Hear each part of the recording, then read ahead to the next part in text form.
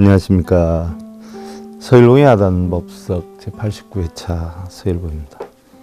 스님 안녕하십니까. 저는 인천에 사는 불자입니다. 반야심경에 색즉시공 공즉시색이라 물질이 곧 공이고 공이 곧 물질이라 라고 했는데요. 물질이 공한 것은 조금 알겠는데 공이 물질이라 하는 것은 전혀 이해가 잘 안 가고 있습니다. 그리고 연부를 해도 탐욕이 잘 비워지지 않는데 어떻게 하면 좋겠는지요? 자, 이런 질문을 주셨어요. 좋은 질문 감사드리고요. 색즉시공 공즉시색은요, 마음의 작용이죠. 아무것도 생각하지 않는 마음이 공이라 한다면 연부를 해도 탐욕이 잘 비워지지 않는다라고 하는 생각은 색이 되는 것인데요. 사실 모두가 한 마음에서 일어나는 작용이죠. 결국 한 마음에 생각이 없었던 공이 생각이 있는 색이 되기도 하고요. 생각이 있었던 색이 변해서 생각이 없어지면 다시 한 마음이 색이 공이 되기도 하는데요. 결국 색도 공도 모두 한 마음의 작용인 것이고요. 또한 실체가 있고 무너짐이 있는 물체의 어떤 색이다라고 하더라도 항상 변하지 않나요? 우리 육신 역시 죽음에 이르러서 지수화풍으로 흩어지게 되면 육신으로 보면 멸하게 되는 것이지만 지수화풍으로 보면 생겨나는 것이죠. 육신의 색이 육신으로는 공이 되지만 지수화풍으로는 지수화풍이 생겨나서 색이 되는 것이기 때문에 즉 색이 공이 되고 공이 색이 되는 것이죠. 세상에 이치는 생멸이 있죠. 생멸이 없는 색즉시공 공즉시색이 되는 거죠. 생멸이 있기는 하지만 그런 여건이 되는 거예요. 다시 말해서 인천 앞바다를 흙으로 메우면요, 바다로 보면 바다가 없어져 공이 되는데 땅으로 보면 땅이 생기난 것이니 색이 되는 것이고요. 또 땅과 물의 변화는 있지만 우리나라 전체로 보면 결국 그대로죠. 색즉시공 공즉시색이 되는 거죠. 색과 공이 다르지 않고 공과 색이 다르지 않는 색불이공 공불이색이 되는 것이고요.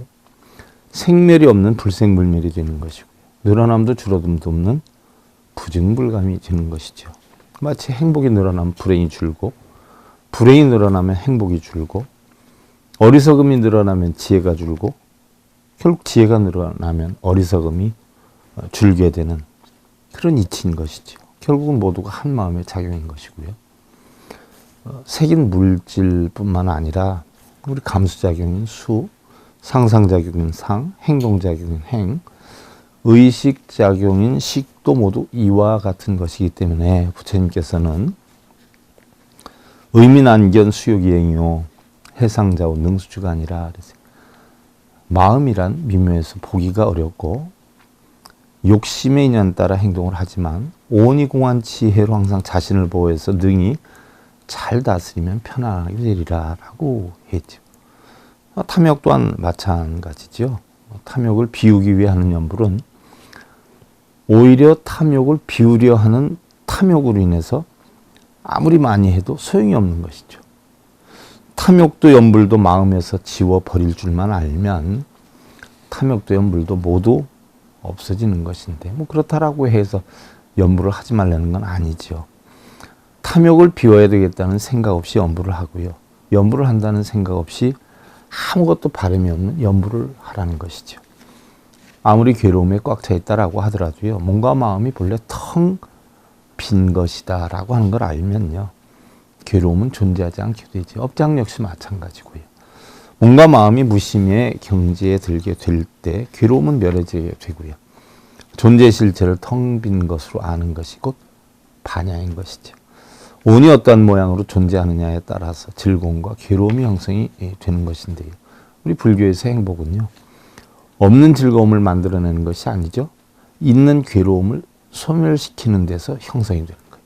우리가 있다고 보는 것은 인연의 끈에 의해서 잠시 존재하는 것인데 영원한 것으로 착각을 해서 괴로움을 만들지만 봄에 피는 꽃이 가을에 지듯이 우리의 문제들도 영원한 것은 아니고요. 시의 자조 빛의 삶이라 세상의 모든 것은 스스로 만든 것이고요.